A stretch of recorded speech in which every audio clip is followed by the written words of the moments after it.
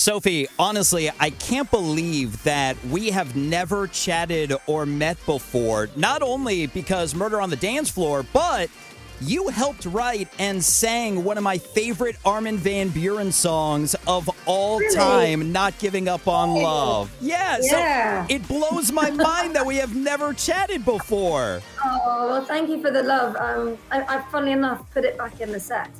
I'm on tour here in Europe, and it's back in the set, so it's nice having a little trance moment in the show. Oh, it's such a good song. Well, I've got my blood red polo on in honor of murder, so let's get into this. Sophie Ellis-Bextor, it is such an honor having you on the show. Welcome to America's Dance 30. Thank you. Good to be here.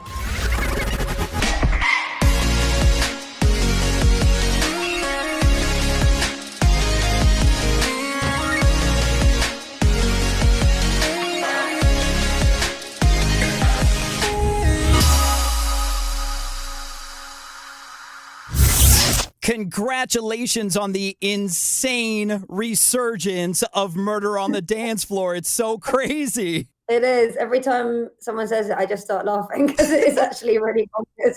But it's really good fun. And yeah, what a blast. Lots of fun. Yeah, I can't wait to hear about this journey, and I can't wait to talk about how the song was born, especially since I just randomly learned a crazy fact about the origin of the song.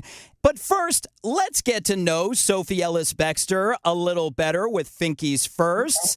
No problem.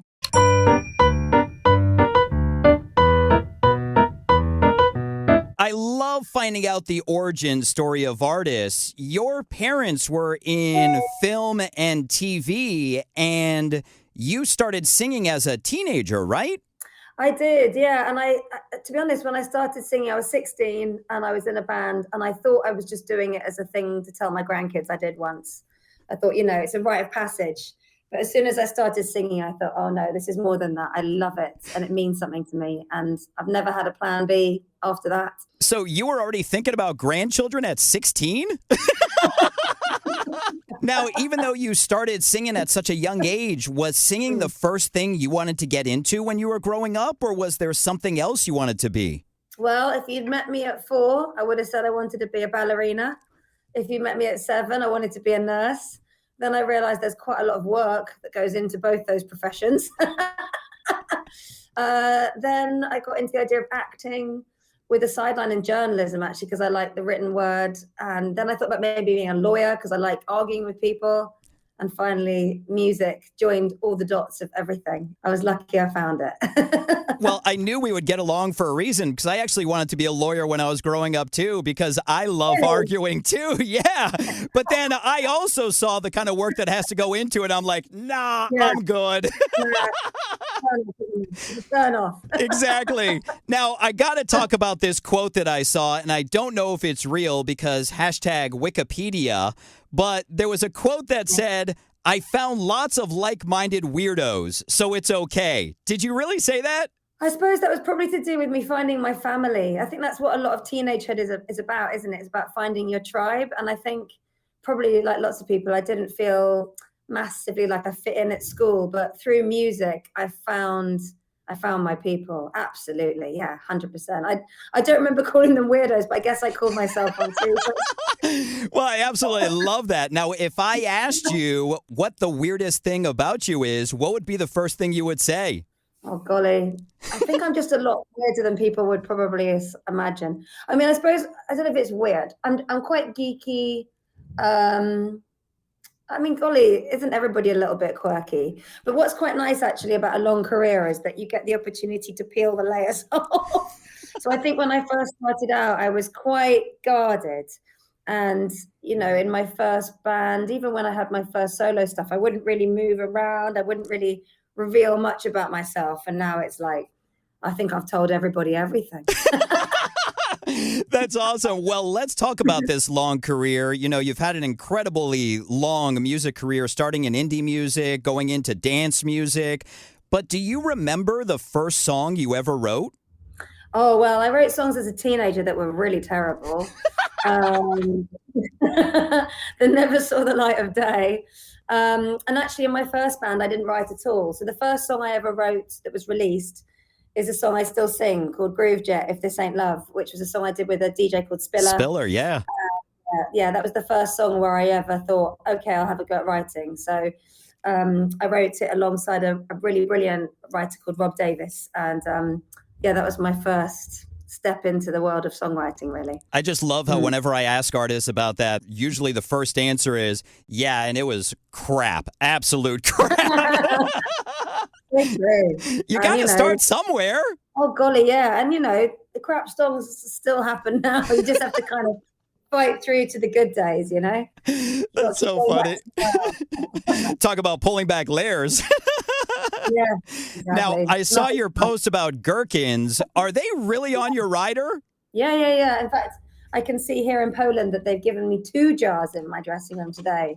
So they've got extra high expectations of me on stage. But yeah, I mean, I like quite a lot of pickled things, but gherkins probably top of the tree. See, as much as we had in common with Law, you just lost me because I hate pickles. That works that well. I'm happy with that, because if we're going out for a burger, you'll give me the... You can have all of them. It's a happy relationship. Absolutely. Now, you don't even need to argue about it. Exactly. Now, do you remember your first rider? I think you're going to say my first gherkin. That's for another conversation. Sorry. My first rider. I think when I first started touring when I was 18. I left home and then I went on a tour bus like months after I'd moved out. And I think I was just blown away by the whole aspect of touring. And I would, you'd walk into a room and there'd be all this food. I didn't realize like the band actually paid for that. I thought it was like free food. So I would just be like eating it all. And I actually remember putting on quite a lot of weight on my first tour, because you're just like, yay, crisps, chocolates, sandwiches, let's bring it on. So I've kind of had to be a bit more restrained now, but yeah, riders are like, you think it's like a gift. Not so much. Now, of course, Murder on the Dance Floor has had an amazing resurgence. You've worked with some amazing producers in EDM, Armin, Freemasons, Spiller, Bob St. Clair.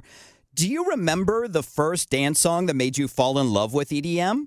Well, funnily enough, it was Groove Jet, because when I was asked about singing on Groove Jet and potentially writing and singing, I didn't like dance music at all. And I remember very much rejecting the idea and being slightly insulted I'd been asked, because I was such a indie kid. So I was doing interviews to promote Groove Jet, and I was saying, I don't like dance music. And the PR for the single took me to one side and was like, you've got to stop saying that now.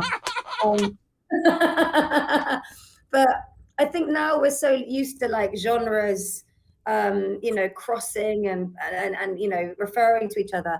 But back in the late 90s, it wasn't the case. It was very much like stay in your lane. So it was really Groove Jet and then singing in clubs and watching DJs that really introduced me to dance music. And then through that is when I got into disco, because I was like, actually, I like the storytelling, and where's that sample from? And I would start going back in time. So I kind of came to it in my early 20s, really. I just love, like, I'm having a mental picture of the PR person stopping the interview mid-interview and going, hey, you really need to stop saying that.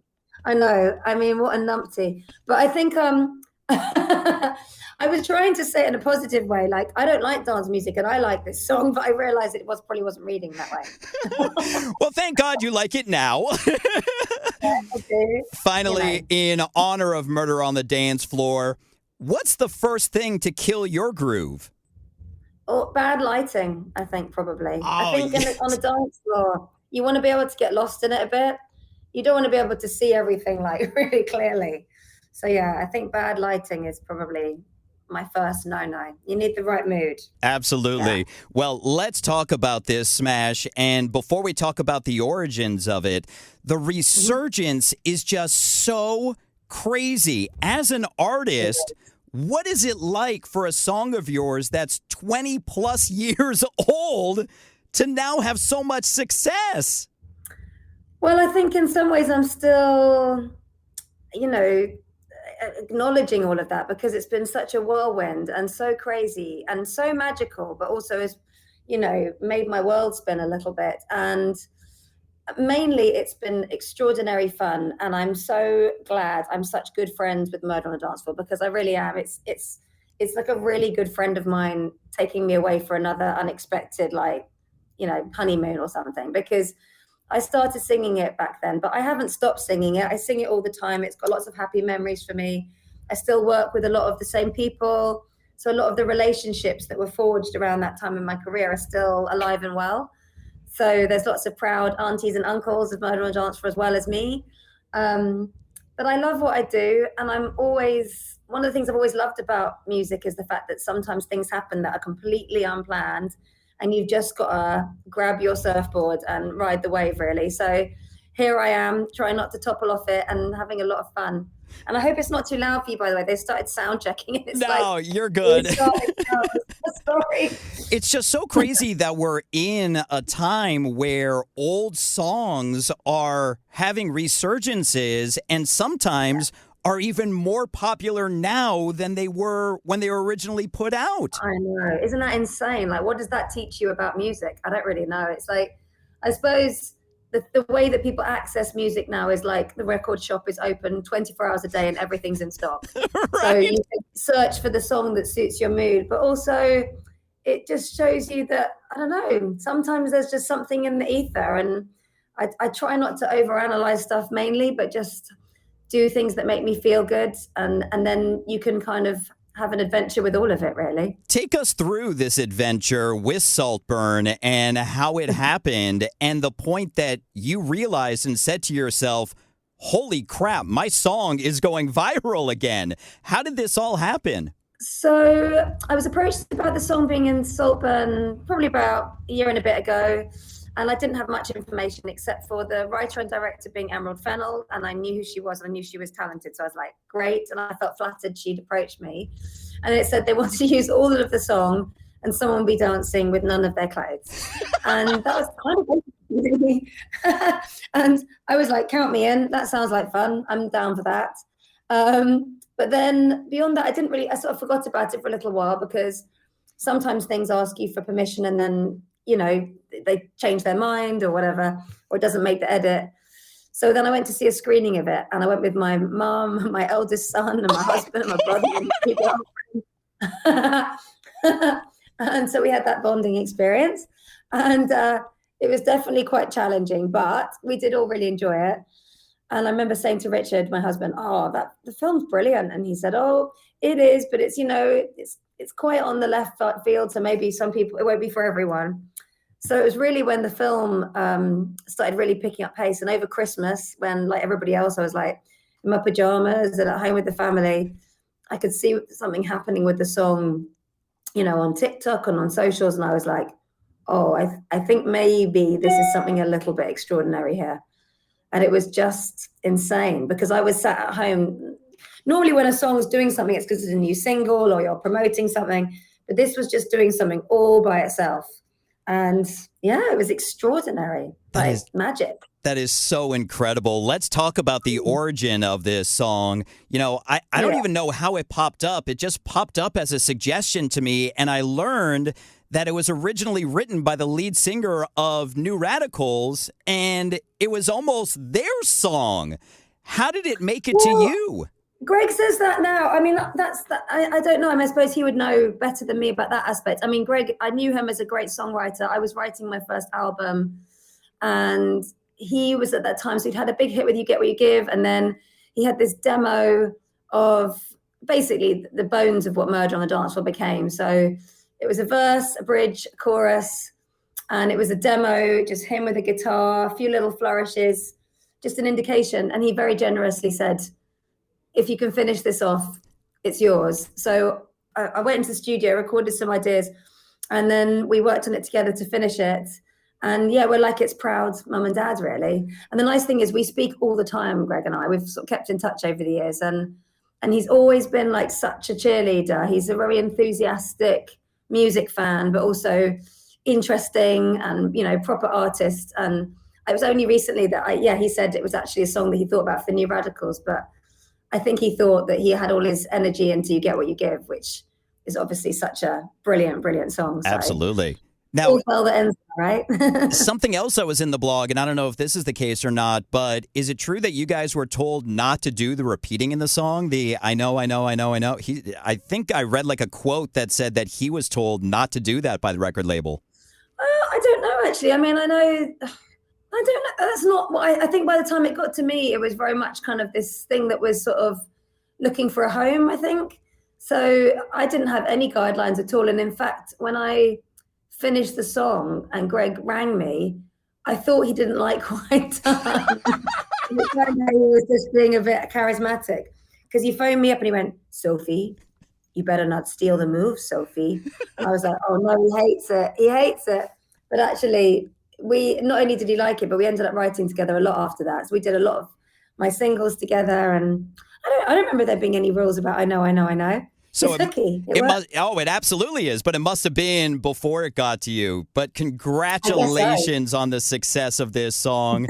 Now, I got to ask, it's not topical, but just for myself, how did Not Giving Up on Love come together with Armin? Oh, such a happy thing. So my fourth album, Make a Scene, is my most dancey one I've ever done. So it's, Armin was on that. As you said, Bob Sinclair, Calvin Harris.